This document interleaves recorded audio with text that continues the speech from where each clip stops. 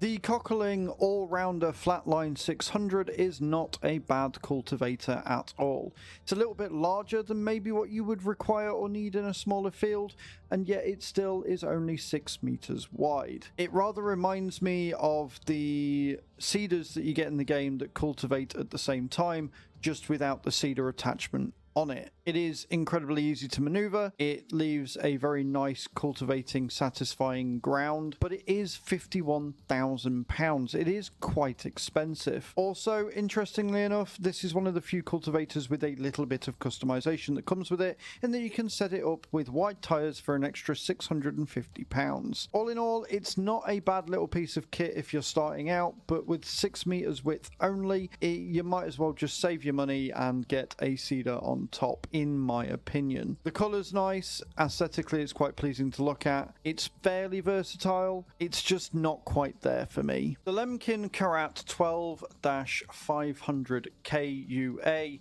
in my opinion, is not a very good cultivator. It is much longer, much harder to navigate with, it's not got a lot of manoeuvrability with it, it's still the same width as the smaragd. It's kind of impressive to me that a company can make two cultivators of completely different varying levels of usefulness, and yet this one costs almost double the amount of the smaragd. This cultivator is one of the worst ones I've ever used, in my opinion, and it might just be the way that I do it. It's a lot of fluff and a lot of faff for not a lot of benefit. I would much rather use the shorter, easier to maneuver, more agile smaragd than this hefty piece of equipment that doesn't do anything much different than the lesser model. This really is a waste of time, effort, and money, in my opinion. The Kompactomat 1570 Max is a beast among men. This thing is 15.7 meters wide. It is technically just a shallow cultivator, but it is incredible. It does have a whopping 500 brake horsepower requirement to be able to use this thing, although people have told me in the past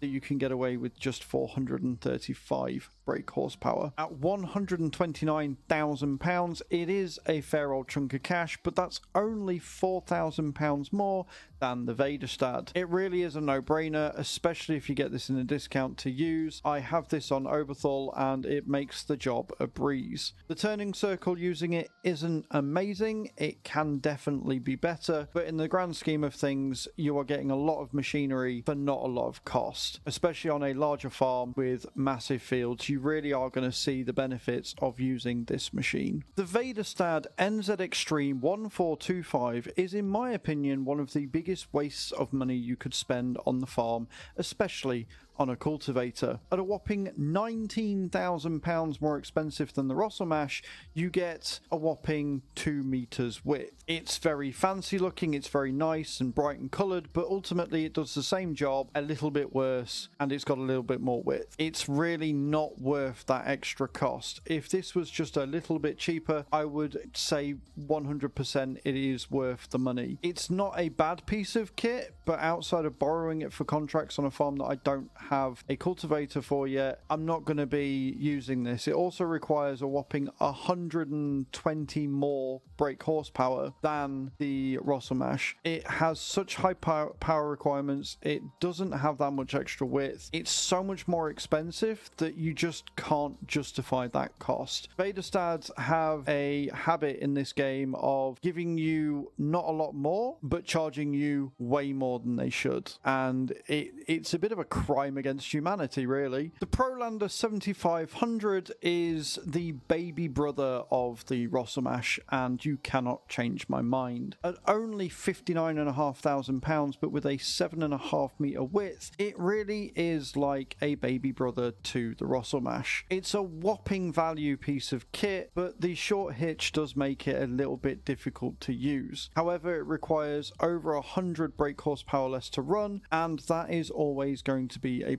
as well. I would see this as a stepping stone to the bigger cultivators in the game, and it's a really nice medium piece of kit that you can very quickly and easily get through some of the larger to medium fields. You wouldn't really take it on a shorter field, but it would make very, very light work of that as well. With the small AW309s and AW305 tires, it's actually really comfortable and nice to use as well. This really is a cracking little deal, and if you get the chance to get one of these for a farm maybe like close to home which has medium to large fields, I would very highly recommend it. The RostelMash K-12200 is honestly one of the best value cultivators you can get on your farm. It comes with a 375 brake horsepower power rating, which means that most of the higher end medium tractors and pretty much all of the large tractors can pull it with ease. It has a whopping 12.2 meter width, and you can run the cultivator around 15 kilometers per hour. This piece of kit has generally served me well on every farm I've ever done. At £101,000 exactly and no customization, it really is a bargain and value for money. It can deal with little fields quite quickly and can make a meal of the really large fields as well, so you don't really have to worry. It's not going to take you too long. One of the biggest advantages with this trailer is the fact that it has such a long hitch, which allows for a greater maneuverability, which means that you can essentially make much tighter turns with much greater ease. It allows you to make really awkward turns on really awkward shaped fields without any worry at all. It actually looks quite nice and it is very satisfying to use. If you're looking at cultivators, this is probably going to be the go-to outside of going for the big cultivators at 15 meters wide plus, but again, you're going to be spending a lot more money on those, and the power requirements for those are kind of ridiculous. For a mid to late game farm, this honestly is fantastic and I would not pass it up, especially if it comes in the discount store. The Lemken Smaragd 9-500K